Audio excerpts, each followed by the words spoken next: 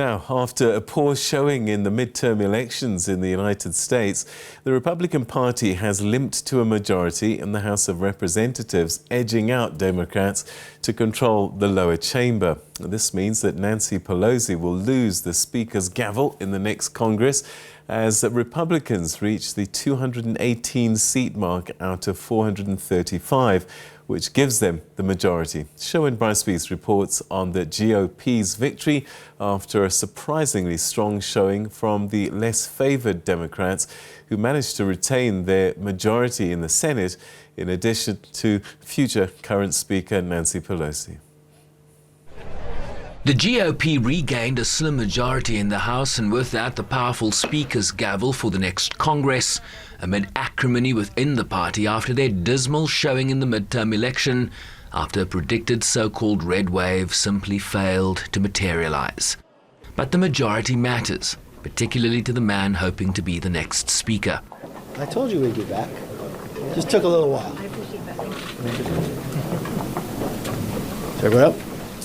Well, good evening. I'm proud to announce the era of one-party Democrat rule in Washington is over. Washington now has a check and balance. The American people have a say in their government. And this new Republican leadership team is ready to get to work to put America back on the right track. It was our commitment to America that we would create an economy that is strong, a nation that is safe, a future that is built on freedom, and a government that is accountable. And that's exactly what we'll do. McCarthy overcame a challenge from hardline conservatives within his own party to win his caucus's leadership election on Tuesday, but will only be formally elected to the Speaker's role when the next Congress is seated next year, a vote that could place him second in line to the presidency after Vice President Kamala Harris. The California congressman has served as House Republican leader since 2014. This party is more reflective of our country than almost any time in our nation, and it's only going to continue to grow. And you know what that means? You may have not looked at the Republican Party before, but your voice is going to be listened here. There's an opportunity. We ask that you join with us. This nation has a lot of challenges, and we pledge to you that we will work to solve it, so the next generation is the American generation. With the current Speaker indicating that she would not seek a leadership role within the Democratic caucus when the new Congress takes office next year. No matter what title you all, my colleagues, have bestowed upon me, Speaker, Leader, Whip, there is no greater official honor for me than to stand on this floor and to speak for the people of San Francisco. This I will continue to do as a member of the House, speaking for the people of San Francisco, serving the great state of California, and defending our Constitution. And with great confidence in our caucus, I will not seek re-election to Democratic leadership in the next Congress. For me, the hour's come for a new generation to lead the Democratic caucus that I so deeply respect.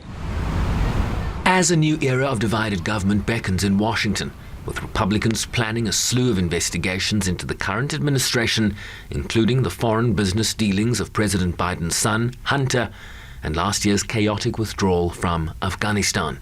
Sherwin Bryce, SABC News, New York. Well, for some analysis, we're now joined by the Professor of Political Science and International Relations at Cypress College in the United States, Professor Peter Matthews. Prof, good to talk to you again. I suppose... Peter. I suppose the Republicans were always predicted to win back Congress, given the history, albeit a smaller margin than they had hoped. Yes, a much smaller margin. The prediction of the average midterm election sees the fact that the party out of the presidency wins between 30 and around a medium of 30 seats. Well, they didn't win that, not near that many. And in fact, they've only got 218 as of now.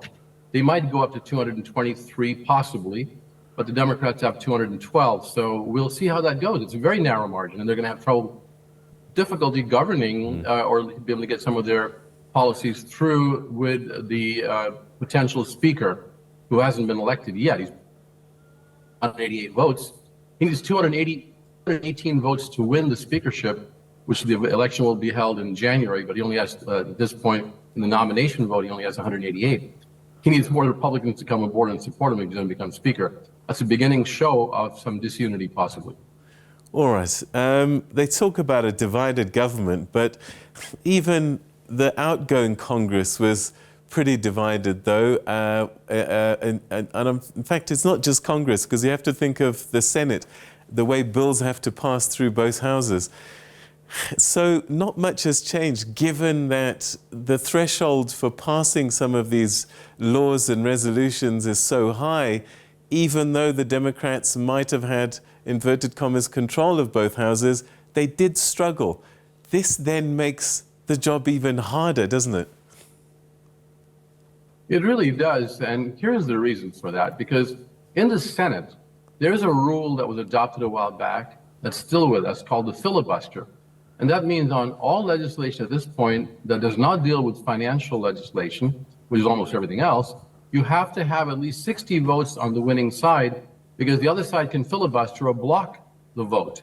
And even one person can filibuster or talk forever, or just sign. Now the filibuster is a signing sheet. You just sign, the number of people sign their names on a sheet, basically, or notify they actually notify the speaker and say, look, we're going to filibuster, and that's it. You've got to have 60 votes to pass anything through the Senate, and that's a real problem for democracy and problem for a smooth government. So we need to get rid of the filibuster if you want true democracy, where the majority will rule in the Senate and the House. And the House is still a simple majority. That's one reason there's so much divided government, creates a lot of problems in getting important policy passed through the Congress and signed by the president. So what does that mean for the average American citizen? The average American citizen does not have all of their needs met adequately. You can see that 40% of American families cannot seem to afford an emergency $400 expense. They'd have to go out and borrow the money. That's how poverty-stricken a large part are. And you have so many other things. 20% of our children are still hungry and go to bed hungry sometime during the month. You have a country that's the largest economy in the world, and yet you have at least 500,000 homeless people. And you're talking about schools and education, very unequal at the K through 12 level.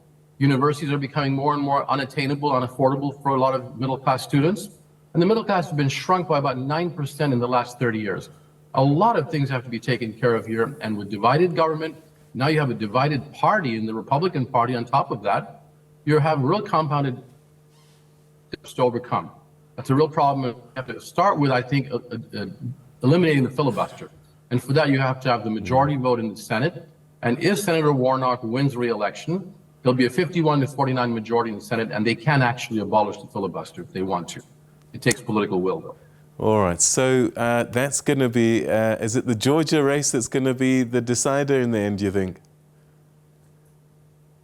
It is. It's a critical race between current Senator Warnock and the football star, Mr. Herschel Walker, who it's going to be very interesting to see, because the Republicans have no chance of becoming the dominant party in the Senate, even if Walker wins. So they may not be that enthusiastic in campaigning for him. But on the other side, on Warnock's side, there's a lot of enthusiasm for clinching that 51st vote. So we'll see how that goes. All right. We'll talk about the speaker race and the Republicans just now. But Nancy Pelosi, is this almost one step in bowing out? She's still going to remain in the House as a member of the House for I'm not sure how long, but she certainly is bowing out of the and at this point, since the Democrats are the minority, all they could hope for is to have a leader rather than the speaker, and that looks like it may be Hakeem Jeffries. I think Nancy Pelosi is heavily influential still, and she'll remain that way as an elder statesperson who's had a lot of power and influence in the last few years of her reign as speaker. So we'll have to see how she does. I'm sure she's not going to go away and disappear overnight. How key is the role of a leader of we call it the opposition here, so the second party, as it were, in Congress? Well, it's an important post because it's the top person in the opposition.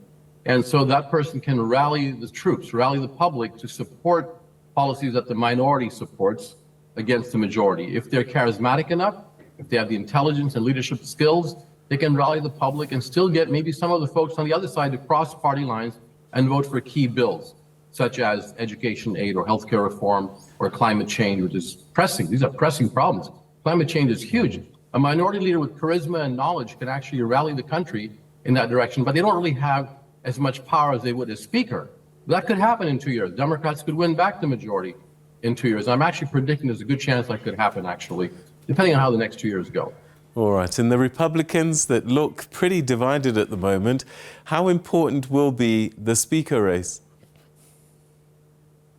It's really important, because if McCarthy can't get the 218 votes, he's only got 188 of the nomination. Normally, when the party votes for its nomination, the full majority of the party votes for the speaker nominee to be. In this case, they didn't, and he's going to have a difficult time getting the rest of them. If that's the problem, that the party will be split. It may be a compromise candidate, a lot of acrimony among the various factions of the Republican Party, because right now you have the moderate Republicans who are maybe conservative in policy, but they are moderate and they believe in the rule of law and they believe in respecting when they lose an election. Then you have the other extremists from the right wing of the party, the MAGA Republicans, who are two major factions in this House. And the MAGA Republicans will start demanding a pound of flesh, so to speak, from the rest of the leadership or the Republican Party, and they can hold the party hostage and even the government hostage by demanding, since the votes are going to be so close, by demanding some really egregious things that may not really be good for the country. It's going to be an incredible rocky ship for a while here. Let's hopefully things won't get out of hand. Yeah.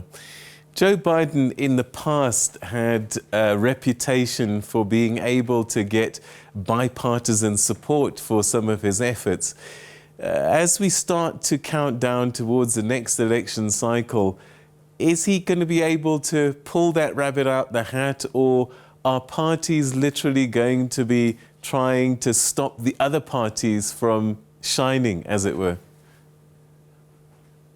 Unfortunately, I'm predicting it's going to be stalemate, because the Republican Party leadership and that MAGA faction in the House is going to be adamant to try to defeat anything that Biden or the Democrats in the Senate can put forth on policy grounds, but also on grounds that they don't want these guys to have success, because then if the Democrats are successful, they could actually take over the House once again in 2024. So I'm afraid it's going to be very acrimonious. I hope we can keep the acrimony to a minimum, and they may be stalemate at the very best in terms of getting real policies pushed through. Unfortunately, also be investigations or promising investigations against President Biden and his family and all kinds of things that can really complicate matters and slow the government down and maybe even create more dissension in society.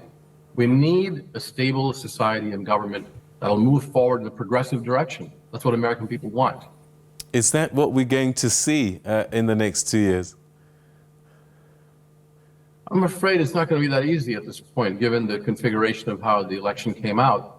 But it's also a good thing that the Democrats won the Senate back, and in fact may expand their influence in the Senate with the 51st vote.